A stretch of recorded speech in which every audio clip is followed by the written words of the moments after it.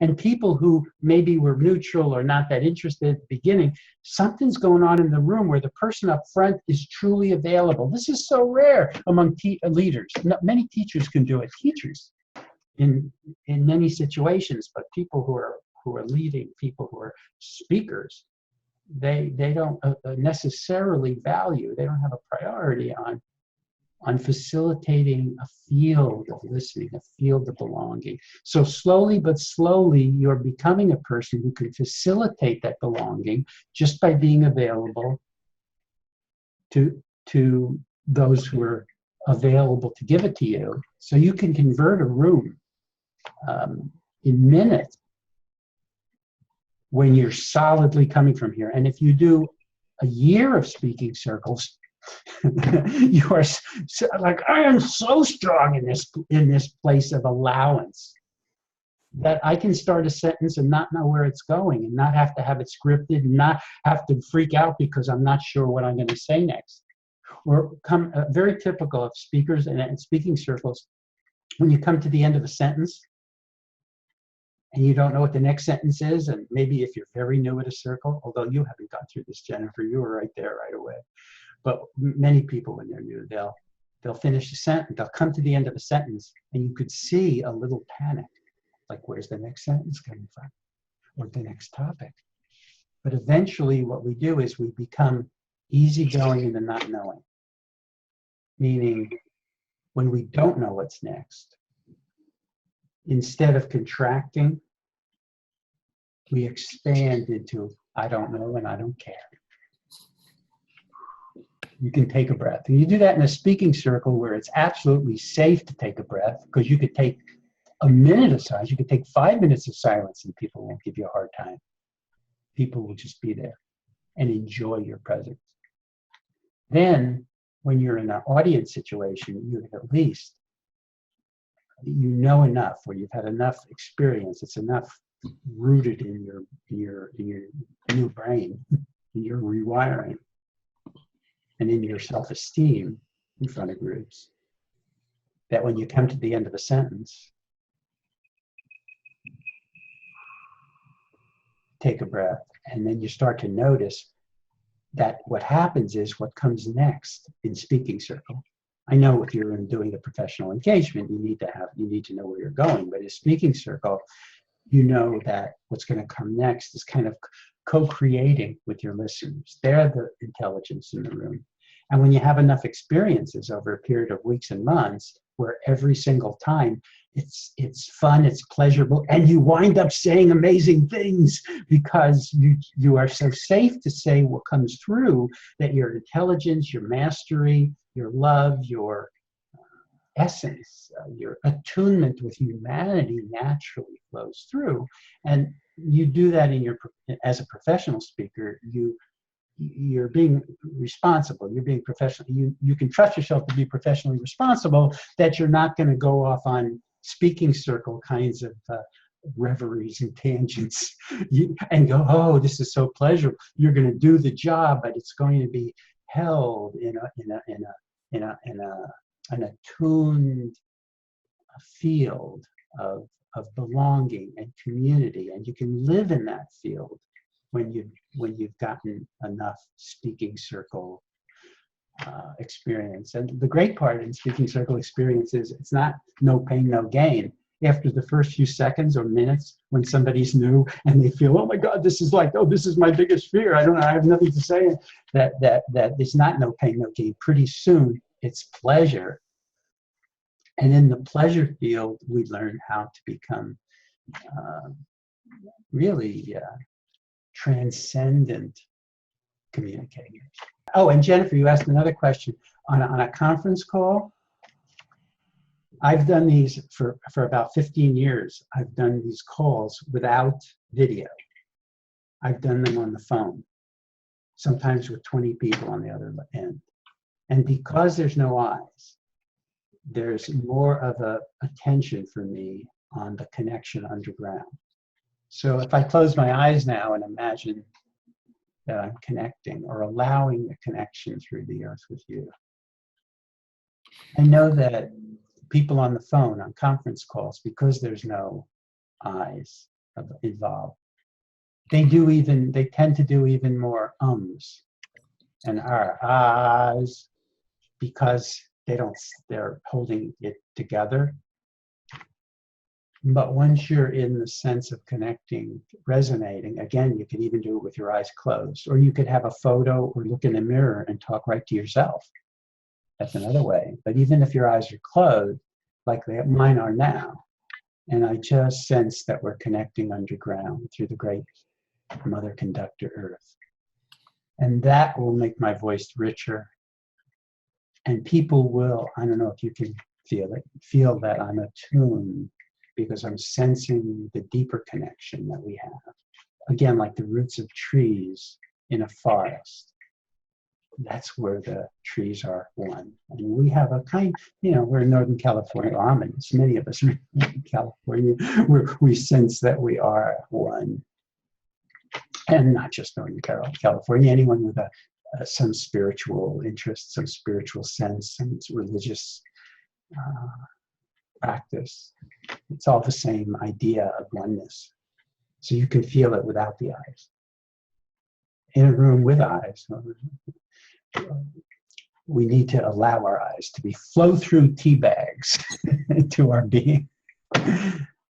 Jennifer, did that over answer your questions? Thank you.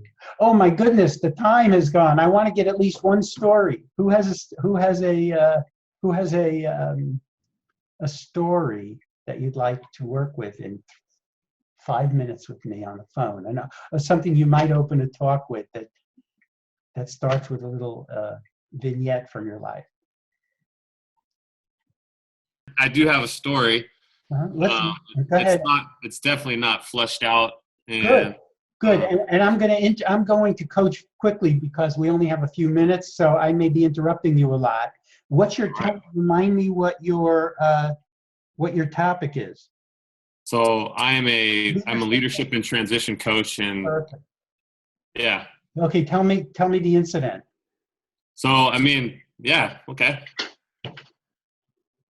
I've been a coach my entire life for as long as I can remember. My dad was my coach for all sports growing up. Tell me a specific incident with your dad around his coaching around sports. I don't know if I have a specific incident, to be honest with you. Take a breath. And while you're or any situation of coaching that was a turning point or that had a charge for you, that you learned something. Okay. Yeah, I have something. So a few years ago, I had an opportunity to coach 9 and 10-year-olds in football. And by the way, I want to say that that's a good opening sentence. A few years ago, I had an opportunity to coach 9 and 10 years old in football. Yeah. Do you get that sentence is a sentence that everybody gets. Oh my God, this man, you say it and you take a breath. Wow, this man was coaching 9 and 10-year-olds in football and he's going to tell us something about it. Big breath. So tell me a little piece of that you remember that was kind of significant. Yeah, I remember the first day showing up, and I was like nervous because I hadn't worked with kids in quite a while. That's your second sentence. I was nervous because I hadn't worked with kids for a while. Go ahead. And quickly, I quickly found out that they were more interested in, they were more excited and energized around being around someone that they could relate to. A lot of the other coaches were a little bit older, so it was harder to connect to. And soon after that, it was just fun, just like being with children and being with the passion and like this, there was a sense of freedom and just like this natural curiosity and desire to excel and to perform and to learn. And, that set me off on a path. Well, it's one anchor in my story that set me on this path to wanting to become a coach. And let me interrupt. So what I know from that experience is that the key to coaching is, I'm not sure yet, blank, Mm. comma, and what I'm here today to talk to you about is whatever you're talking Right. Okay. about. You get that? Yeah. And that's right. Now, if I was working with you on this more, I would try to help you find a very specific interaction with one of those children. Yeah. But you get I think everybody gets the tempo of it. It was just a minute and a half, and it took you from an experience you had a few years ago to what I'm here today to talk to you about. That goes a long way in letting people know why you're passionate about what you do. Thank you, Chris. That works. Thank you. Was that helpful? Yeah, actually, it was. Because like I said, I haven't really taken the time to articulate the story, but. Well, Chris, for doing this, for sticking your neck out here, I'll if you write this down, write an opening down and email it to me. I'll give you some ideas. When might be the next chance you might get to actually tell that story? Probably within the next 2 months. Great. So let's work on it, because I want that to be a very special experience. Because if you get the words right and you keep it concise, it really gets you going in a way that attunes to an audience in a deeper place. That, it's like doing the kind of coaching that you do rather than the kind of coaching that speakers tend to do, which is more like the old school coaches do. I'm here to tell you that you should do. Hey, great. Yeah. That was good. So I got a couple of minutes to wrap up. So I'm going to be sending you all an email with some of the offerings, some of my circles. I have speaking circle this Thursday in Berkeley with space. I have a circle tomorrow in San Francisco, but it's filled. So Thursday I have a 7 o'clock circle in Berkeley. And next Saturday, I have a circle that's filled, but there could be a wait list, there could be a cancellation. It's all day. It's 10 to 5 in San Rafael this coming Saturday.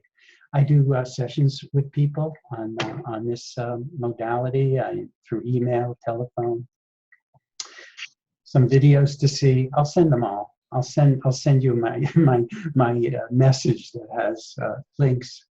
The one I'm really interested in, I want you to consider doing this with a person in your life to have what we call a stillness or relational presence partners, to do maybe 5-minute turns. Once you could do it eye to eye, you can actually do it on the phone, if not through Zoom. So I have a video, an article where I have a partner, and you could get the sense of the texture of two people doing turns. And I'm developing an application of this to collaborators, for people who want to collaborate on a business or creative venture, or people already in business or collaboration together, to do 2 hours of relational presence, luminous listening, to explore. I call it ecstatic collaboration, because through turns we're developing teaching, developing plans without trying to figure them out. Just coming kind of organically through this listening piece. So you can ask me about that. I'll probably be writing about that in the next newsletter.